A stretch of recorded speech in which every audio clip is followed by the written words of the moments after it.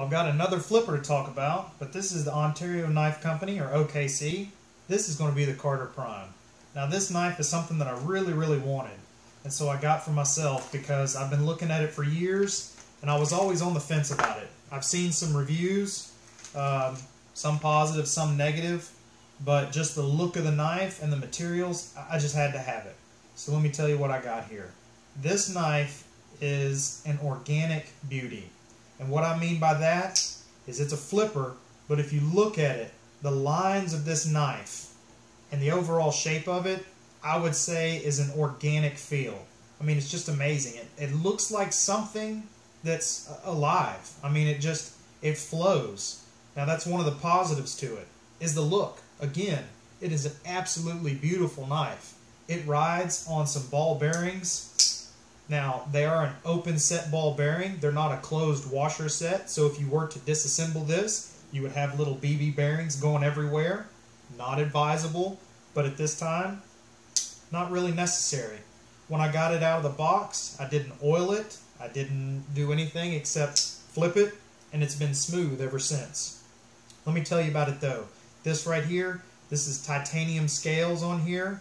It is a true frame lock that is very beefy, very solid. Opening it, closing it, everything is absolutely beautiful. Now again, Ontario Knife Company, or OKC, is an American knife company.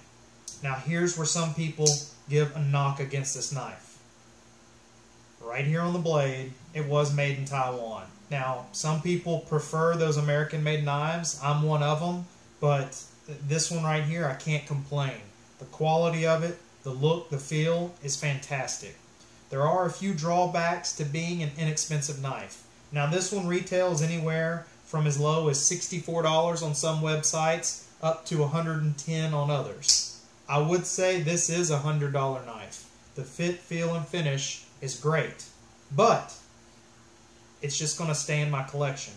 I'm not going to carry it, and I'm going to tell you why. There's a few things about it that as an EDC knife just doesn't make as much sense. Now, there are people out there like me that will collect or will keep or will hold on to knives based off quality, look, or value.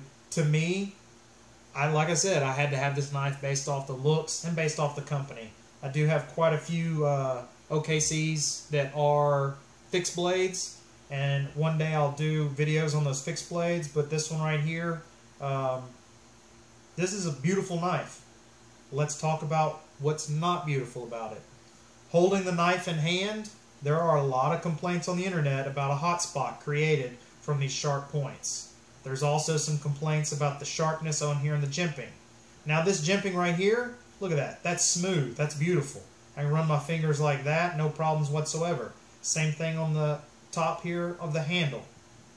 Now when I get to the spine of the knife, that's something totally different. These edges right here don't match as far as being rounded right here. They are pointed, they do have that 90-degree corner, and so it is fairly sharp at the top. Now that does give you good response if you were to wear gloves and hold this knife, but this knife again is not for penetrating. So having to use torque to penetrate is not an issue. It is a sheep's foot blade, meant that it is for cutting. It's not for stabbing. So if you're cutting down on something, a lot of times you don't need as much of this powerful jimping at the top as you just have to have the right position. In the hand, you will get a little bit of a hot spot based off this clip, but this clip is a necessary evil, and I'm going to tell you why. With these frame lock knives, and especially this titanium build, and as thick as it is, you do need an over travel stop, meaning that this frame lock here does not come out too far. If you look, this clip right here actually acts as the over travel stop. So this cannot over travel up and create too much weakness in the titanium. So as it holds down the pressure, it keeps a perfect symmetrical line right down the middle, creating tension to keep that from over traveling. Quite a beefy clip though. Not as wide, but it is pretty stout. It is thick. It is actually somewhat difficult to put into a pocket and pull out quickly. Nature of the beast though. Again, it does ride on ball bearings, so it does have smooth, but it's not sealed. So if you put a little oil in there, you got to watch out for pocket lint, because it can get in there on those ball bearings and slow it down a little bit. Extra maintenance would be required. Let's see, this blade was a little over 3.3 inches. Because it is a sheep's foot, you did get a lot of blade right there, though. So for being 3.3, almost 3.4, it is a larger knife. Pretty thick D2 tool steel. That just means that you can make sure you oil it every now and then. D2 is not super prone to rusting, but it can rust. A knife of this nature, though, you are going to keep it oiled just by the sheer fact of, like I said, the bearings inside of it. Flipper-wise, it is solid, it is smooth, that lockup is amazing. Like I said, it is a huge, beefy frame lock. Titanium, but on the inside it does have a stainless steel insert that is built into the frame lock, because titanium on just steel like that, some people say it gets greasy and can cause a problem with flippers as far as being functional. So high-end knives that use titanium, they should have some type of steel or stainless steel insert inside the handle that can be replaced and or serviced. This one happens to have it built in. You can't see the screws on the outside, but if you hold it just right, you can see it screwed in on the inside. Now that D2 steel, that is a stone wash, which plays really nicely off of these titanium handles. I have seen people that quote-unquote smoke them and or burn them, put a little heat on the titanium and give it a rainbow effect or a different color effect based off the heat of treating this. I've also seen people change out the screws and the hardware on it so that the clip is a different style clip and that these screws are more matching as opposed to being just the stainless look.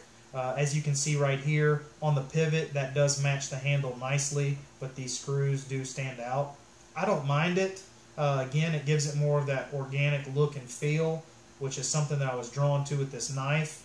Everything on it, it just has that slow, smoothing, sloping feel, which is pretty amazing. I mean, knife designs, you can have ones that are full functional, and you can have ones that are just full of beauty. And I would say this one goes more toward looks and aesthetics as opposed to an everyday use. Not a knock, but if you're looking for something to carry every day, this might not be it. This may be a special occasion. Oh, I didn't even flip it hard and it's still locked up solid. Like I was saying, something that you would carry on a rare occasion, or for me, I'll just keep it, collect it. It's not going to go up tremendously in value, but compared to other knives, I just like to have that that look and that feel of a knife of this nature, especially at that price point. So if you're looking for something that is drastically different, this might be the knife for you. I would say that quality-wise, for the value, you can't miss. So if you're looking for something that you want to keep in a collection and carry every now and then, the Carter Prime by Ontario Knife Company could be your best bet. Thanks, and happy hunting.